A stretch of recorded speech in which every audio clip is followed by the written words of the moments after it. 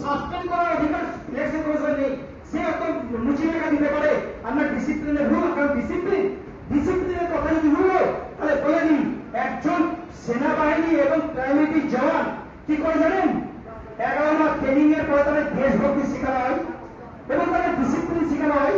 তাদেরকে আজকে কিন্তু সেই তাদের মধ্যে কিন্তু আনন্দ থেকে যাওয়া হলো। এটাকে অত্যন্ত বাংলা তথা ভারতবর্ষের লজ্জা করতে পারেন।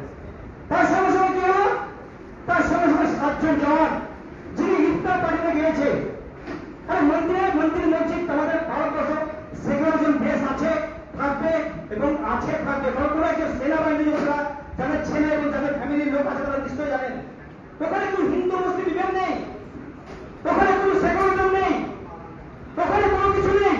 কিন্তু আজকে এই বাংলার ইলেকশন ডিউটি সেটা দেখিয়ে দিল।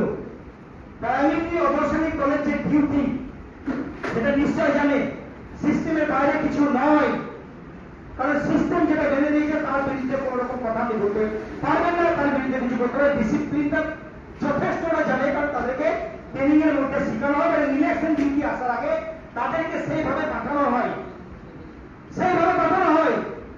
আপনারা জানেন 2021 ইলেকশনে শিবকুচিতে যে ঘটনা হয়েছিল এটা তীব্র প্রতিবাদের নিন্দা জানিয়েছিলাম।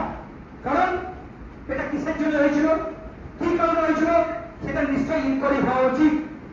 তার সঙ্গে সঙ্গে আমি একটা কথা বলতে চাই, এই যে বাংলার পরিস্থিতি করে নিয়েছে না, এটা বোঝা যাচ্ছে যে আবার কিন্তু শেখ মুজিব কিন্তু চাইবেন না আমি ইস্তাফা করি, আমাদের মাননীয় হোম মিনিস্টারকে বলে যাচ্ছি, কারণ এটা ভয়ানক উত্তাপ করা হচ্ছে। এটা বোঝা যাচ্ছে একটা পক্ষপাতিত্ব করা হচ্ছে। সাধারণ মানুষের কাছে কেন্দ্র বাহিনীর ভূমিকাটাকে পূর্ণ করে দিচ্ছেন আমরা।